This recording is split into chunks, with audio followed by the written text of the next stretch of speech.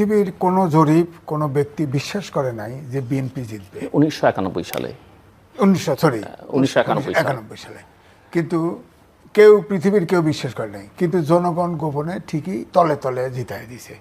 এখন এবার যে সিচুয়েশন, যে নেটটা জাল ফেলেছে ডক্টর মোহাম্মদ ইউনূসই ফেলুক আর জামাতি ফেলুক, যাই করুক, এখানে যদি আমেরিকা ফেলুক, আমি তো বলি যে ভূরাজনীতির ফাঁদে বাংলাদেশ, আমি লিখেছিও।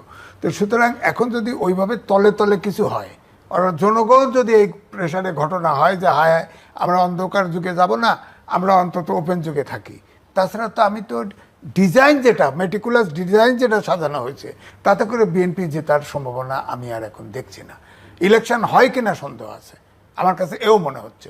কারণ আপনি চিন্তা করেন যে এর বাইরেও আছে, ধরেন এই ডক্টর মোহাম্মদ ইউনূস বলছে না যে ইলেকশন না হওয়ার তো দুটা কারণ আমি দেখি। একটা হচ্ছে যে ইলেকশন থেকে বড় কিছু রাজনৈতিক দল যদি সরে যায়, বা পারসেপশন হয়েছে বড়, বিএনপি সরবে না, এটা আমার কাছে মনে হয় না যে বিএনপি নির্বাচন থেকে কোনো অবস্থা থেকেই সরবে। কারণ তারা তাদের যে জনসমর্থন, তারা মনে করে যে কোনো অবস্থায় যে কোনো প্রতিকূলতার মধ্যে তারা বেরিয়ে যেতে পারে, আমার ধারণা, মেবি আম রং। আরেকটা কারণ হতে পারে এমন কিছু অরাজকতা, অস্থিরতা তৈরি হলো, এমন কিছু ভায়োলেন্স, ক্যাজুয়ালিটি দেখা গেল, যেটা সরকারই শেষ পর্যন্ত বলবে যে আমাদের পক্ষে সম্ভব না, ছেড়ে দে মাকে দেবা। না, ঠিক আছে, এর বাইরে আর কোনো না। ধরেন এই যে ডক্টর মোহাম্মদ ইউনূস বলছেন না যে তরুণদের ভিতরে অনেকেই জিতবে, তাদের ভিতর থেকে কেউ কেউ মন্ত্রীও হবে, এটা আগেই বললো কিভাবে বলেন? এটা কি মেট্রিকুলাস ডিজাইনের কয়েক মাস আগে অংশ? একবার বলেছিলেন যে ব্যালট বক্স ছিনতাই হয়ে যাবে, এই নির্বাচন কিভাবে করব, তারপরে তো আবার হঠাৎ করে উনি তো মাঝখানে একটা কথা ছাড়িয়ে দিয়ে সমস্যা তৈরি করে। তারপরে ধরেন আপনি বলেন গণভোটে বিএনপির তরুণদের কথাও বলতে পারেন, বিএনপির মধ্যে তো কিছু তরুণ প্রার্থী যদি বলেন উনি ওই এক তরুণ ছাড়া কিছু বোঝে না, ওই এক তরুণ তো হাওয়া হয়ে গেছে, বোয়াল মাছের পেটের ভিতরে ঢুকে গেছে, জামাতের ভিতরে ঢুকছে না, বোয়াল মাছ ছোট মাছ খায় না, তাজা মাছ খায় না, এরপরে পেটের ভিতরে গেলে হজম হয়ে যায়। এটা 3-4 টুকরো বানায় দিয়েছে এনসিপি। এটা যে তরুণদের বারবার ধোয়া তোলা হয়েছে 4 কোটি ভোটার তরুণদের পক্ষে, ভোটাররা তরুণরাও হতাশ, আমিও নিজেও হতাশ। কারণ 71 সালে আমাদের প্রত্যাশা পূরণ হয় নাই, যেরকম দাবি ছিল, আপনার 90-এও হয় নাই।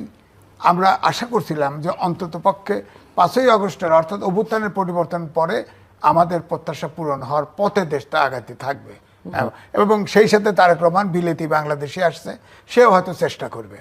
তো কিন্তু এখন তো দেখতেছি যে যেভাবে জাল পাতা হয়েছে, এই যে ভুয়া ভোট, তারপরে ধরেন এই যে মেটিকুলাস ডিজাইন, তরুণরা পাশ করবে আগেই ঘোষণা দেওয়া, গণভোট সংসদ নির্বাচন একসাথে দেওয়া, এই যে স্বাধীন মালিক বলছে এই গণভোট যে করতেছে, এটা সরকার তার পক্ষে বলতেছে, এটা ঠিক না।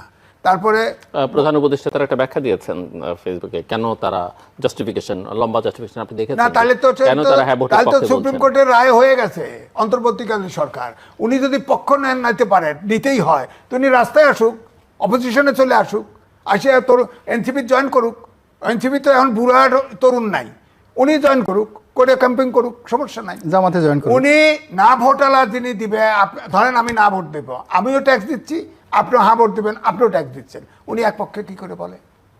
উনি বলবে, উনি প্রচার করবে, উনি তো খুব চতুরতার সাথে 4 দফা করে দিয়েছে গণভোটের একটা আদেশ দিয়ে।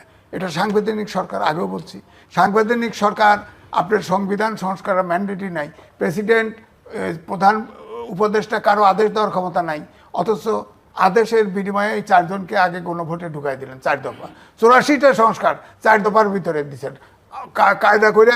আবার নোট অফ ডিসেন্ট ছিল বিএনপির 9টা, জামাতের 2টা, এনসিপির 1টা, এগুলো হাওয়া আপনি দিচ্ছেন। এখন বলেন তো দেখি, আমি ভোট দিতে যাব, কি করে আমি হ্যাঁ দেবো, কি করে আমি না দেবো? আদেশ তো অবৈধ, আমি ওটার ভিতরে হ্যাঁ না ভোট দেবো কি করে বলেন? আদেশটাই তো অবৈধ। সাংবিধানিক সরকার যেহেতু সংবিধান জীবিত, এই সংবিধান অনুযায়ী নিছে না, সংবিধান তো জীবিত, এই সংবিধান স্বাধীন মালিক বলছে তো আগে গণভোট হবে পার্লামেন্টে। কিন্তু আমরা তো ইন্ডিভিজুয়াল, বড় বড় রাজনৈতিক দল, স্টেক হোল্ডার, তাদের তো কোনো এই বিষয়ে আপত্তি নাই না, তাদেরকে আক্কল দেওয়ার চেষ্টা করতেছি। আক্কল না থাকলে ইলেকশন বর্জন করুক। এই মেট্রিকুলার ডিজাইনের ফাঁদে পড়ছে তো, আমি পরিষ্কার বলতেছি, ফাঁদে পড়ছে।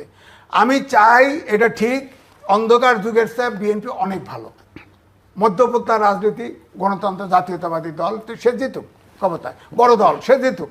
কিন্তু এই দল আমি চোখের সামনে দেখতেছি, যদি খালি ইলেকশনে ঢুকলেই জেত, অত সহজ না তো। ওই যে 91 নির্বাচনের মতো হতে পারে তো, ধরেন এখন কিন্তু 91-তে তো আর কোনো ডিজাইনের অংশ হিসেবে ডিজাইন, BNP জিতে এটা নেই। ডিজাইনের অংশ হিসাবে আপনি বলেন 15 লাখ ভোটের ভিতরে 10 লাখ ভোট যদি এই মেটিকুলাস ডিজাইনের ভিতরে পড়ে যায়, 10 লাখ ভোটারে প্রথম আলো জরিপ ছাপে দিছে, এটা আমার কথা না, প্রথম আলো বলছে 10,000 ভোটের ব্যবধানে ফেল করেছে 30টা সিট, একটা ইলেকশনে জরিপ দিছে। তো 30টা সিট হলে 10,000 ভোটের কতটি হয় খেয়াল করেন, তো 100 সিট তো নাই, 100 সিট তো নাই, যেতে কোত্থেকে? এই জন্যই তো বলতে তারেক রহমান কিন্তু সব প্রবাসীরই কি জামাতকে ভোট দিবে? না, জামাত টার্গেট করবে। Okay. ধরেন 300 সিটের ভিতরে ওরা হয়তো যে কয়েকটা সিট রাখছে বা 150 সিট বা 151 সিট সরকার ফর্ম করা, ওইটা টার্গেট করবে। টার্গেট করে ওখানে এই মেট্রিকুলার ডিজাইনের এই ভোট আপনার ঢুকাই দিবে, জি। যে ট্রান্সফার ভোট আর হলো প্রবাসী ভোট, এটা দিয়ে 10,000 আপনার 151টা সিটে ঢুকাই দিবে।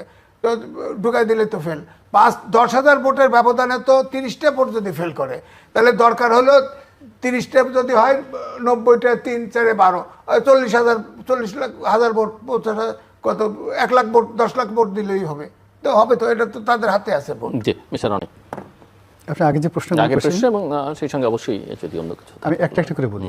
প্রথমত, প্রকৃতিতে যখন শূন্যতা থাকে, শূন্যতা খুবই ডেঞ্জারাস একটা বিষয়।